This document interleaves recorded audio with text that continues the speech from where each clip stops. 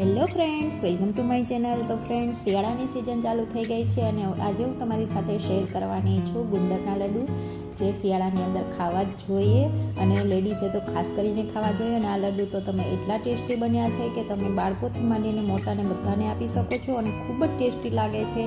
તો તમે આ રીતથી એક વખત જરૂરથી ટ્રાય કરજો.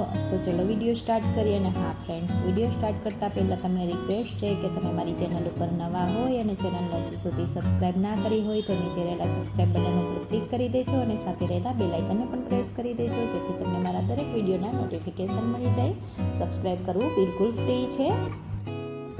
તો અહીંયા સૌથી પહેલાં તો મેં એક પેન લઈ લીધી છે. તો પેનની અંદર આપણે થોડું ઘી એડ કરી દઈશું. તો મેં અહીંયા અડધી વાટકી ઘી લઈ લીધું છે, અડધો કપ જેટલું ઘી છે. એમાંથી આપણે 3 થી 4 ટેબલ સ્પૂન જેટલું ઘી એડ કરી દઈશું ગુંદરને ફ્રાય કરવા માટે. બાકીનું ઘી છે આપણે પછી યુઝ કરીશું. તો ઘી ગરમ થઈ જાય એટલે આપણે ગુંદર એડ કરી દઈશું. તો અહીંયા મેં ટોટલ 100 ગ્રામ જેટલો ગુંદર લીધો છે. તો થોડો કરી અને આ રીતે સરસ રીતે ફ્રાય કરી લઈશું. લો ફ્લેમ ઉપર આ રીતે નિરાતે ફ્રાય કરશું એટલે સરસ રીતે ગુંદર આપણો ફૂટી જાય.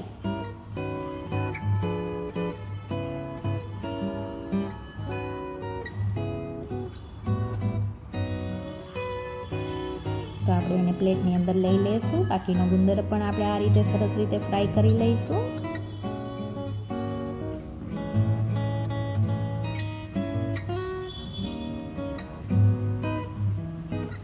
હવે બાકી જે બચ્યો છે થોડો કરી અને આપણે બધો ફ્રાય કરી લઈશું. જરૂર પડે તો ઘી એડ કરી દઈશું. અહીંયા ગુંદર બધો ફ્રાય થઈ ગયો છે, તમે જોઈ શકો છો. હવે પાછું એમાં થોડું 2 ટેબલ સ્પૂન જેટલું ઘી એડ કરી દઈશું અને આપણે અહીંયા મેં અડધો કપ જેટલી બદામ લીધી છે. તો એને આપણે શેકી લેવાની છે આ રીતે ઘીની અંદર સરસ રીતે.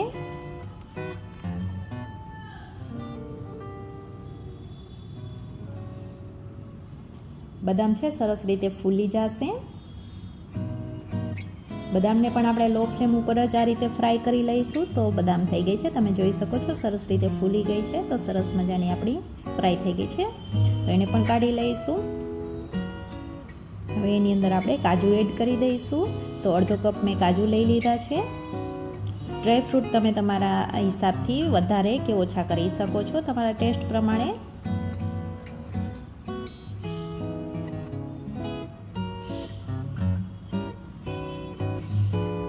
તો એને પણ મેં અહીંયા 1 મિનિટ જેવો આ રીતે ફ્રાય કરી લીધા છે કાજુને. તો એને પણ આપણે બહાર લઈ લેશું.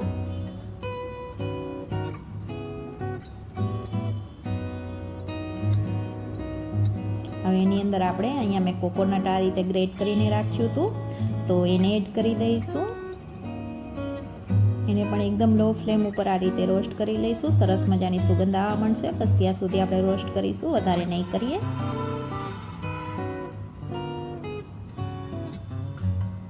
અહીંયા કોકોનટ છે મેં 50 ગ્રામ જેટલું લીધેલું છે. આ બધી વસ્તુઓ ખાવામાં ખૂબ જ હેલ્ધી હોય છે. શિયાળાની અંદર આના ખૂબ જ ફાયદાઓ છે ફ્રેન્ડ્સ. તો તમે આ લાડુ એક વખત જરૂરથી બનાવજો. તો અહીંયા કોકોનટ આપણું થઈ ગયું છે સરસ મજાનું. તો એને પણ હવે આપણે લઈ લઈશું. ગેસની ફ્લેમને ઓફ કરી દઈશું. હવે જે આપણે ગુંદરને ફ્રાય કરીને રાખ્યો હતો એને આ રીતે વાટકીથી મેશ કરી દઈશું.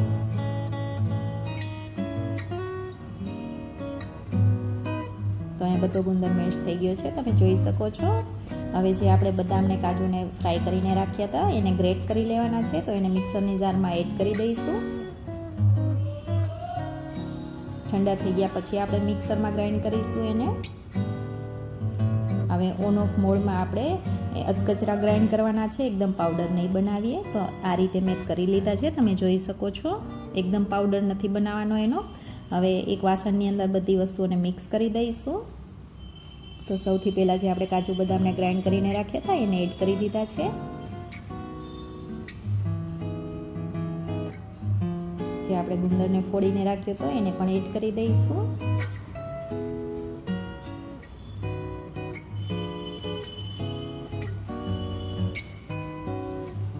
જે આપણે નાળિયેરનું ખમણ શેકીને રાખ્યું હતું એને પણ એડ કરી દઈશું આ રીતે. થોડી એવી મેં કિસમિસ લીધી છે, તો એને પણ એડ કરી દઈશું.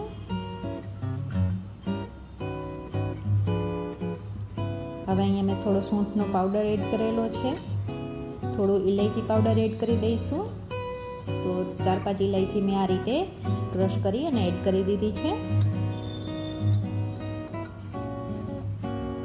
અહીંયા થોડા ખસખસ એડ કરી દીધા છે મેં, અને થોડા ખસખસ મેં બચાવીને રાખ્યા છે. લાસ્ટમાં જ્યારે આપણે લાડુ બનાવીશું તો એની ઉપર આપણે ગાર્નિશ કરીશું. બધી વસ્તુઓને મિક્સ કરી દઈશું આ રીતે.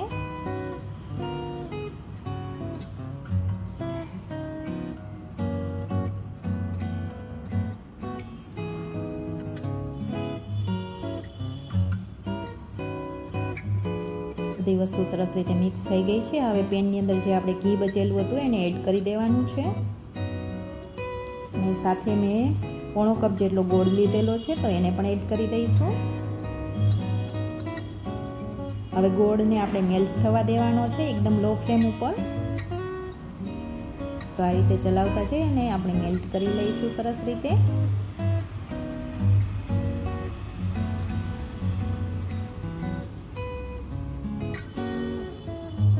ગોળને એકદમ લો ફ્લેમ ઉપર મેલ્ટ કરીશું, જેથી એ વધારે પાકી ના જાય, નહીં તો લાડુ છે આપણા કડક થઈ જશે.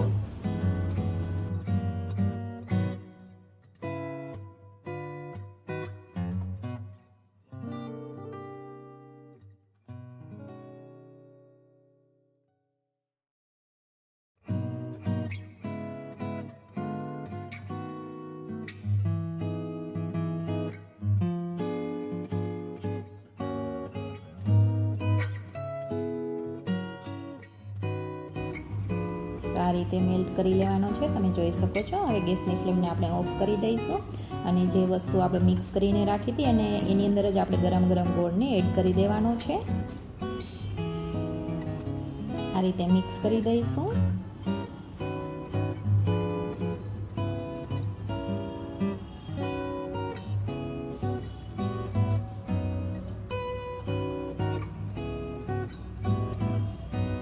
આ લાડુને તમે ખાંડમાં પણ બનાવી શકો છો, પણ ગોળ છે એક હેલ્ધી ઓપ્શન છે. તો આમાં પણ ખૂબ જ ટેસ્ટી બને છે ગોળમાં પણ. હવે થોડું ઠંડુ થયા પછી આપણે હાથથી આ રીતે મિક્સ કરી અને આ રીતે લાડુ વાળી લઈશું સરસ મજાના. તો ફ્રેન્ડ્સ, આ રેસીપી ખૂબ જ ઇઝી છે અને ખૂબ ફટાફટ બની જાય છે. તમે જોઈ શકો છો, કોઈ પણ આ રીતે તમે ઘરે બનાવી શકો છો. તો આ રીતે બધા લાડુ વાળી અને આપણે પ્લેટમાં રાખી દઈશું.